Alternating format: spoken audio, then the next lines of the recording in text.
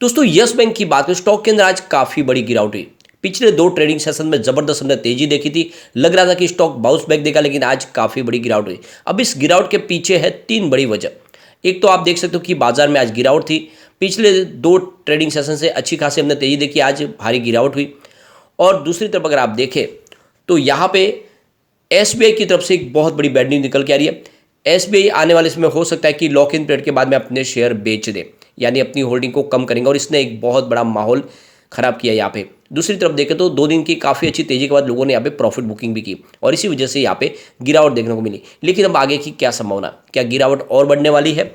और जो दूसरी और बैंकें हैं जिनकी यहाँ पे काफ़ी बड़ी स्टेक है, जिन्होंने 10 रुपीज़ और 12 रुपीज़ के आप हिसाब से शेयर खरीदे हुए, उनको अभी भी बहुत अच्छा प्रॉफिट मिल रहा है, तो क्या वो प्रॉफिट बुकिंग करेंगे?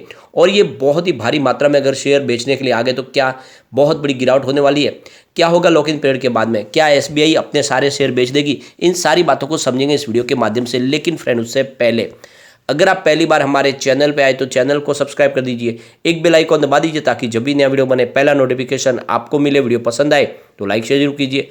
चलो फ्रेंड्स, वीडियो स्टार्ट करते हैं। मैं हूँ आपका दोस्त एसबी दवे, और हमारे अपने चैनल ऑनलाइन कमाई में आपका बहुत बहुत स्वागत है।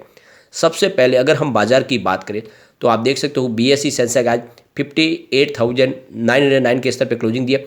501 पॉइंट की भारी गिरावट, 0.84% गिरा बीएसई सेंसेक्स। तो कल हमने अच्छी खासी तेजी देखी थी, लेकिन वो सारी तेजी यहाँ पे खत्म हो गई, क्योंकि गिरावट काफ़ी बड़ी हुई आज। और आप ये देख सकते हो सुबह से ही दबाव जारी था, और यहाँ पे देख सकते हो कि बाजार के लिए जब अपडेट बड़ी भी ये निकल कर आई कि अदानी ग्रुप के ऊपर सुप्रीम कोर्ट का फैसला आया। अदानी ग्रुप की जांच करने के लिए अब 6 सदस्यों की एक कमेटी बनाई गई है, और वो अदानी ग्रुप के मामले की जाँच भी करेगी। और साथ में सेबी से कहा गया है कि 2 महीने में पूरे के पूरे मामले की जानकारी इस कमेटी को देनी होगी। यानी क्या इसमें कुछ गड़बड़ हुई है, क्या अदानी ग्रुप की तरफ से शेयरों को मैनिपुलेट किया गया है, या फिर और कोई गलती की गई है, वो सारी बातें। तो इसने थोड़ा सा एक माहौल भी बाजार का दबाव में लाया। अब निफ्टी 50 की बात करें तो 17,321 के स्तर पे 0.74% की आज हमें गिरावट देखने को मिली। निफ्टी बैंक की बात करें तो 40,389 के स्तर पे 0.76% की गिरावट थी।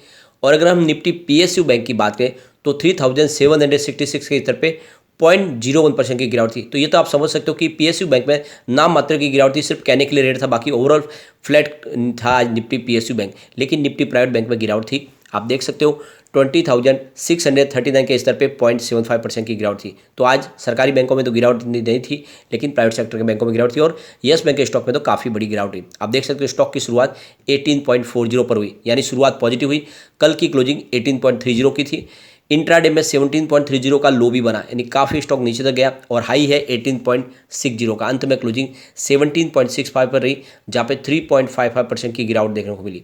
तो जैसे ये अपडेट निकल कर आई एसबीआई अपनी स्टेक कम कर सकते हो, उसके बाद में यहाँ पे गिरावट का माहौल बना है यस बैंक के अंदर। और वैसे भी बैंकिंग शेयर में भी दबाव था, उसका भी नतीजा देखने को मिला। तो कुछ बड़े फंड हाउस ने यहाँ पे प्रॉफिट बुकिंग की, लेकिन उसके बावजूद भी देखें तो पिछले 5 दिन के हिसाब से अभी भी स्टॉक में 7.29% की हमें तेजी देखने को मिली है। तो ये तो आप समझ ही सकते हो कि 10-12% की जो शानदार तेजी बनी थी, उसमें थोड़ी सी गिरावट जरूर हुई है, लेकिन अभी भी स्टॉक बुलिश दिखाई दे रहा है। वॉल्यूम में काफ़ी अच्छी बढ़ोतरी है। पिछले 1 महीने पहले इसका 15 करोड़ का वॉल्यूम था, 4 करोड़ की डिलीवरी उठाई गई थी। 1 वीक पहले 17 करोड़ का वॉल्यूम होता, 5 करोड़ की डिलीवरी उठाई गई थी। और कल 34 करोड़ का वॉल्यूम होता, 7 करोड़ की डिलीवरी उठाई गई थी। लेकिन आज आप देख सकते हो कि करीब 28 करोड़ रुपीज़ का वॉल्यूम हुआ है। पूरे बाजार में वॉल्यूम के मामले में आज भी यस बैंक नंबर 1 था। तो यहाँ पे जो अपडेट निकल के आ रही है कि एसबीआई लॉक इन पीरियड के बाद अपने जो शेयर है उसको बेच सकते हैं, यानी अपनी होल्डिंग को कम कर सकते हैं। यानी एसबीआई नहीं चाहती कि जो होल्डिंग है वो, जो इनकी काफ़ी बड़ी स्टेक है, उसको बनाए रखे यस बैंक के अंदर। तो यहाँ पे देख सकते हो कि 6 मार्च को लॉक इन पीरियड खत्म होने वाला है, सिर्फ 4 दिन बाकी है।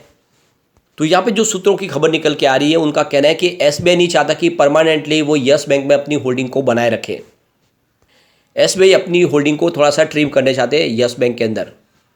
जब से यस बैंक की फिर से शुरुआत की थी आरबीआई के माध्यम से, और यस बैंक को आप देखें तो एसबीआई के हाथों में सो गए थे। उस समय एसबीआई ने जो स्टेक ली थी उसमें 49% की स्टेक थी, जो इस समय 31 दिसंबर की बात करें तो ये 26.14% के आसपास रह गई है। तो एक तरह से देखें तो ऑलरेडी होल्डिंग जो उन्होंने ली थी उसकी आधी तो पहले से ही हो चुकी है।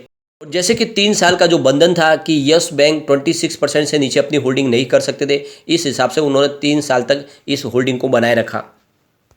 अब एसबीआई के अलावा आईसीआईसीआई बैंक की होल्डिंग देखें तो यहाँ पे 2.61% दिखाई देगी। अलावा अगर एक्सिस बैंक की बात करें, उनकी 1.57% की होल्डिंग है और IDFC फर्स्ट बैंक की 1% की स्टेक है। ये दिसंबर तक के आंकड़े हैं। Life insurance corporation of India यानी LIC की बात करें, उनकी 4.34% की होल्डिंग है यस बैंक के अंदर। इसके अलावा HDFC 3.4% की होल्डिंग लिए हुए है यस बैंक के अंदर। तो यहाँ पे यस बैंक के मामले में जल्दी ही RBI के साथ में मीटिंग करने जा रही है SBI, और उनको प्रपोजल भेजा है कि वो अपनी स्टेक कुछ कम करना चाहते हैं। तो आने वाले समय क्या मीटिंग में ये फैसला होता है। फिलहाल SBI और यस बैंक की तरफ से कोई भी कमेंट नहीं किया गया है इस खबर के ऊपर, क्या इसको सही माना जाए या फिर गलत। तो यहाँ फिर हमें अभी वेट करना होगा कि आगे क्या समर बने। लेकिन अगर ये बात खबर सही निकलती है, अगर SBI अपनी स्टेक बेचती है, तो एक काफ़ी बड़ा सेलिंग प्रेशर आ सकता है यहाँ पे यस बैंक के शेयर में।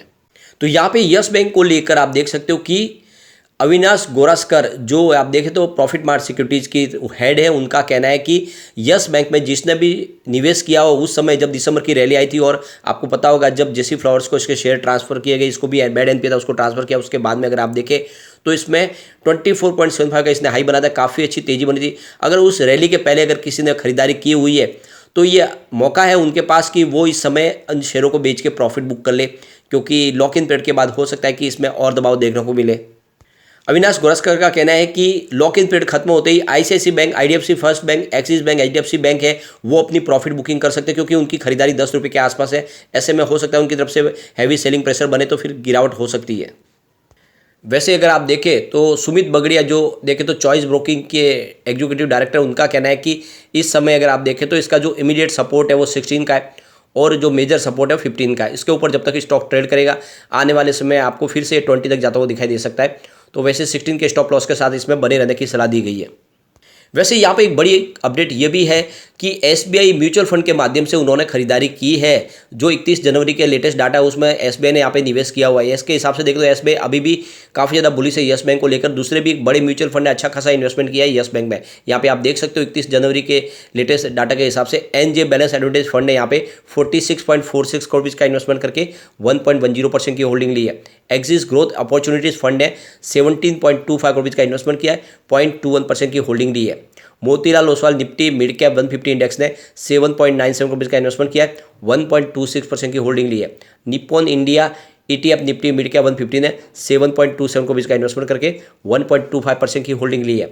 Nippon India Nifty mid cap 150 index ने 6.81 करोड़ का इन्वेस्टमेंट किया है, 1.26% की होल्डिंग ली है। इसके अलावा देखें तो Motilal Oswal Nifty mid cap 100 ने 2.49 करोड़ का इन्वेस्टमेंट किया है, 1.62% की होल्डिंग ली है। इसके अलावा IIFL क्वांट फंड ने यहाँ पे 2.37 करोड़ का इन्वेस्टमेंट किया है, 3.46% की होल्डिंग ली है। इसके अलावा SBI multi asset allocation direct ने 1.61 करोड़ का इन्वेस्टमेंट करके 0.27% की होल्डिंग ली है।